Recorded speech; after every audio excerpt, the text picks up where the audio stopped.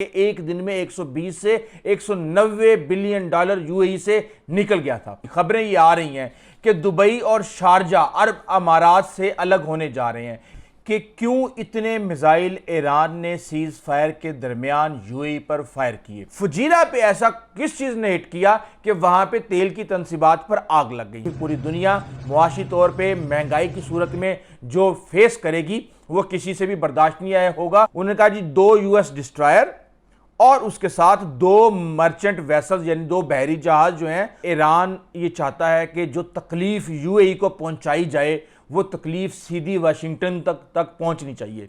कराची में 24 दिन के अंदर इतने कंटेनर यानी 8,500 कंटेनर्स को डील किया गया जितना कि पूरे साल में भी नहीं किए जाते। बिस्मिल्लाहिर्रहमानिर्रहीम, अस्सलाम वालेकुम नाज़रीन, उम्मीद है आप सब लोग खैर खैरियत से होंगे। आपको पता है कि स्ट्रेट ऑफ हार्मुज़ दोबारा से आग की लपेट में आ चुका है।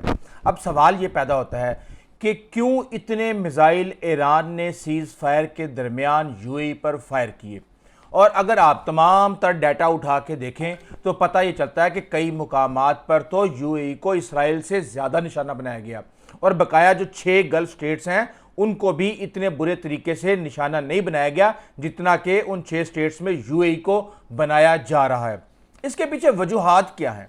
दूसरा, अब जो खबरें हमारे पास आ रही हैं 12 बैलिस्टिक मिसाइल्स, 3 क्रूज मिसाइल्स और 4 ड्रोन फायर किए गए हैं यूएई के ऊपर। और उसके बाद हमें यह पता चल रहा है कि फुजीरा की जो पोर्ट है वहां पे ऑयल फैसिलिटी है, वहां पे आग लगी हुई है। इसके पीछे साइंस क्या है, ये सीज फायर के दरमियान ऐसा क्यों किया गया, और इस समेत बहुत सी ऐसी चीजें हैं कि जो मैं आपको इसमें बताऊंगा, और खासतौर पे वो वजूहात जिसकी बुनियाद पे यूएई का दुश्मन बना हुआ है इस वक्त ईरान। और क्या अब यूएई रिटेलिएट करने जा रहा है, ये एक बहुत बड़ा सवाल है। और इसके साथ ही खबरें ये आ रही हैं कि दुबई और शारजा अरब अमारात से अलग होने जा रहे हैं। इसके पीछे क्या लॉजिक है, क्या वजूहात हैं, क्यों इस तरह कहा जा रहा है। और साथ में यह भी कहा जा रहा है कि अरब अमारात की जो अमारात थी 1971 में कंबाइन होने से पहले वो सल्तनत ऑफ ओमान का हिस्सा थी। तो अब क्या पाकिस्तान सल्तनत ऑफ ओमान को सपोर्ट करने जा रहा है कि वो अरब अमारात से अपनी रियासतों को वापस ले लें। ये एक बड़ी कंट्रोवर्सी थ्योरी चल रही है, हिस्ट्री के फैक्ट्स को घुमा फिरा के और पेश किया जा रहा है। तो लेकिन सबसे पहले ये समझ लें कि आखिर ये दोबारा मामला क्यों शुरू हुआ है। देखें, ट्रंप की तरफ से प्रोजेक्ट फ्रीडम शुरू किया गया। उसका मकसद ये था कि जितने भी अमेरिकी, इसराइली और दीगर जहाज हैं उनको स्ट्रेट ऑफ हार्मुज से गुजरने दिया जाए और खुद रेस्क्यू करके अमेरिकी फौज वहां से लेकर आए।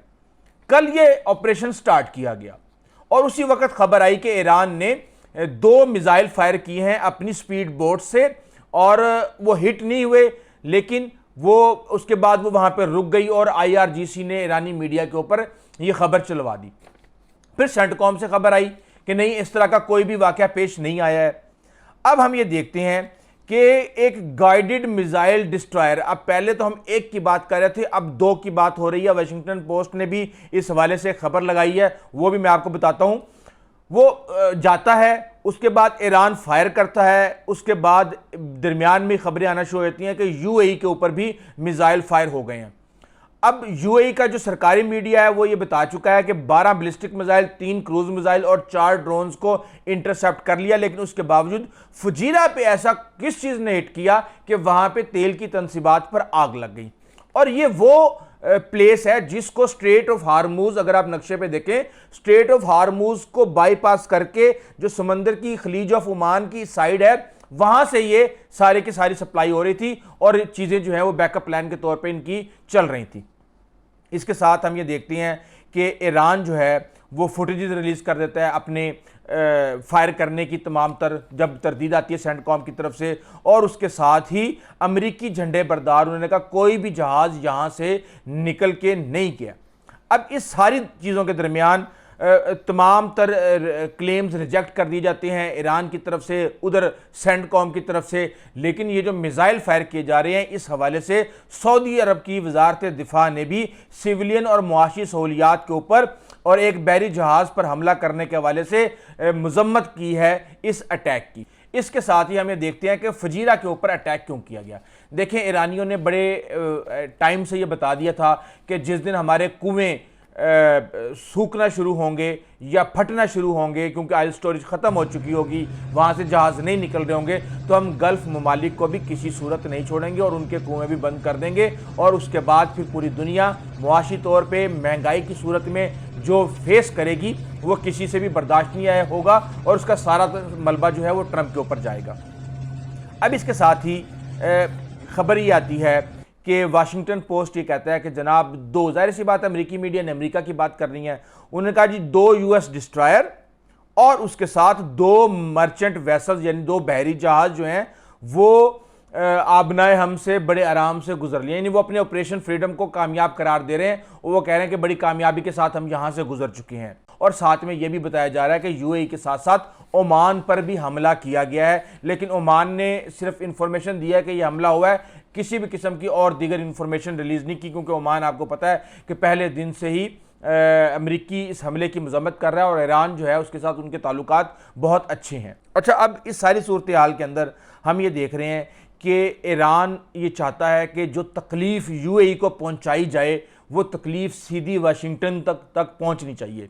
और उसकी पहली वजह यह बताई जाती है कि अमेरिकी फ़ौजी अड्डे हैं यहाँ पे अमेरिका का इंफ्रास्ट्रक्चर है, यहाँ पे अमेरिका की कंपनियां काम कर रही हैं और तमाम तर फोकस जो है 2500-2600 हमले किए जा चुके हैं ईरान की तरफ से, चाहे बैलिस्टिक मिसाइल हैं, चाहे क्रूज़ मिसाइल हैं, चाहे ड्रोन्स हैं, इन सबको मिला के। दूसरे नंबर पे वो कहते हैं कि ये तो इसराइल के साथ अब्राहम अकार्ड किया हुआ है इन्होंने, तो आप ये समझ लें कि ये इसराइल ही है और इसराइल के फ़ौजी यहाँ पे मौजूद हैं, हथियार दिए जा रहे हैं, तो सबसे प्राइमरी टारगेट जो है वो यूएई होना चाहिए। उसके बाद जो अगला टारगेट है वो है इकनॉमिक। अब देखिए, पूरी दुनिया का इकनॉमिक हब के तौर पे यूएई दुबई को समझा जाता है और जब यहाँ पे कुछ होता है तो पूरी दुनिया के लोग यहाँ से भागते हैं, यहाँ से पैसा भागता है। आपको पता है कि 120 बिलियन डॉलर एक दिन में जब दुबई के एयरपोर्ट पर अटैक हुआ था उस वक्त रिपोर्ट किया जा रहा है कि एक दिन में 120 से 190 बिलियन डॉलर यूएई से निकल गया था। अब वो पैसा यूके में पड़ा हुआ है और वो ये सोच रहे हैं कि ये पैसा कहाँ लेके जाना है, क्योंकि यूके में टैक्स तकरीबन 35% के करीब है, तो वो उनको सूट नहीं करता। अब इसी तरह जो हम ये देख रहे हैं कि अमेरिका पर प्रेशर डालने के लिए, इन तमाम तर वजूहात के बावजूद अमेरिका पर प्रेशर डालने के लिए ये किया जा रहा है कि कॉस्ट जो है वो इम्पोज की जाए और किसी भी तरीके से अबू धाबी इस सीट को फील करे और वो वाशिंगटन से लॉबी करके इस मामले को हल करवाए। लेकिन अभी तक यूएई रजिस्ट कर रहा है, ना सिर्फ रजिस्ट कर रहा है बल्कि वो अमेरिका को फोर्स कर रहा है कि जो काम तुमने शुरू किया था ईरान के साथ उसको अब अधूरा छोड़ के ना जाओ, अच्छी तरह ईरान का मक्कू ठप के जाओ ताकि वो दोबारा हमें तंग करने की पोजीशन में ना हो। अब वो मिसाइल इंटरसेप्ट कर रहे हैं, अपनी सिविलियन आबादी को बचा रहे हैं, अपने इंफ्रास्ट्रक्चर को बचा रहे हैं, लेकिन वो ईरान के ऊपर हमला नहीं कर रहे और ईरान को भी पता है कि यूएई रिटेलिएट नहीं करेगा। इस वजह से यूएई को निशाना बनाया जा रहा है और उस समेत और भी बहुत सी ऐसी चीज़ें हैं जो कि मिल के ये क्रिएट कर रही हैं किरदार। दूसरा, पाकिस्तान के हवाले से भी कहा जा रहा है कि पाकिस्तान के यूएई के साथ ताल्लुकात ख़राब हो गए। देखें, उसमें काफ़ी सारी चीज़ें हैं। सबसे पहली वजूहात तो सऊदी अरब के साथ यूएई के ताल्लुकात ख़राब हुए हैं, दुबई के मुकाबले में रियाद आ चुका है, कंपटीशन स्टार्ट हो चुका है, तेल की पैदावार ज़्यादा करना चाहते हैं। उसके साथ ही ईरान के साथ सालिसी पाकिस्तान करवा रहा है। अरब अमारात की तरफ से अमेरिका को ये कहा जा रहा था कि ये जंग ख़त्म नहीं होनी चाहिए जब तक कि ईरान को हरा ना दिया जाए, और इधर पाकिस्तान जो है वो सालसी खोल के बैठ गया।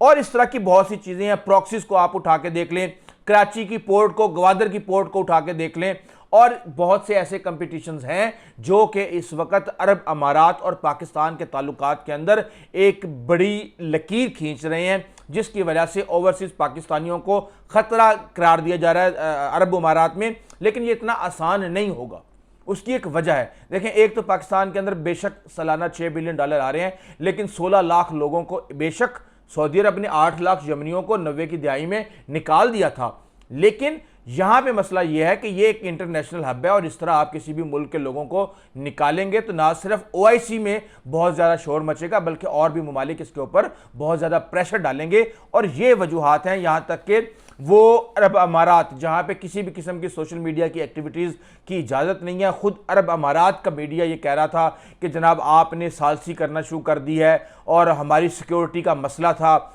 आपने कोई हमारे हवाले से ईरान के ख़िलाफ़ कोई वाज़िया मौक़िफ़ इख्तियार नहीं किया। तो ये बात समझने की ज़रूरत है कि पाकिस्तान के अपने मसाइल हैं, पाकिस्तान के अपने इश्यूज़ हैं, पाकिस्तान का हमसाया ईरान है, ज्योग्राफ़ी चेंज नहीं हो सकती। भारत के साथ यूएई ने, अरब अमारात ने जो है वो ताल्लुक़ बनाया हुआ है, इसराइल के साथ अरब अमारात ने ताल्लुक़ बनाया हुआ है। तो एक तरह से दोबारा शराकतदारी हो रही है, पुराने शराकतदार जो हैं वो अलग हो रहे हैं, नए शराकतदार आ रहे हैं और पाकिस्तान भी इस हवाले से अपना हिसाब किताब बना रहा है। कतर, सऊदी अरब और तुर्की के साथ मिलकर एक नया इत्तेहाद बनने जा रहा है और इस जंग के बाद बड़े पैमाने पे इस खित्ते के अंदर तब्दीलियां होने जा रही हैं। जो रिपोर्ट्स हमें मिली हैं उसके मुताबिक कराची में 24 दिन के अंदर इतने कंटेनर यानी 8,500 कंटेनर्स को डील किया गया जितना कि पूरे साल में भी नहीं किए जाते। उसके पीछे वाज़िया सी बात है कि इंफ्रास्ट्रक्चर के मसले हैं, कम्पिटेंसी के मसले हैं, करप्शन के मसले हैं और बहुत कुछ है। क्योंकि अगर हम चाहें तो हम इसको एक ट्रांजिशनल ट्रेड के लिए हम इसको एक हब के तौर पर इस्तेमाल कर सकते हैं, लेकिन जाहिर सी बात है हमारे अपने ही परायों के साथ मिल जाती हैं और फिर पूरा अपने ही घर से इंफ्रास्ट्रक्चर तबाह करके बर्बाद करके निकल जाती हैं। ये चीज़ें चल रही हैं। साथ में दुबई के ऊपर ये इल्ज़ाम भी लगता है कि वो भारत के साथ मिलके BLA को सपोर्ट कर रहे हैं, लेकिन इसके किसी भी किस्म के कोई सबूत हमारे सामने नहीं आए। क्योंकि हम ये देख रहे थे कि कुछ माह पहले तक पाकिस्तान जिसको चाहता था दुबई से उठा लाता था और अब मेरे ख्याल से मलक रियाज की भी बातें की जा रही हैं, ये इतना आसान नहीं होगा। चीज़ें बदल रही हैं बड़ी तेज़ी के साथ और इस वक्त सारे का सारा फोकस ईरान का UAE के ऊपर है और UAE भी इस वक्त अपने आप को तैयार कर रहा है एक बड़ी जंग के लिए और साथ में मुआशी तौर पे दोबारा बहाली के लिए। इस हवाले से आपको अपडेट करते रहेंगे। अभी तक के लिए इतना ही, आइंदा तक इजाज़त दीजिए। अल्लाह हाफिज़।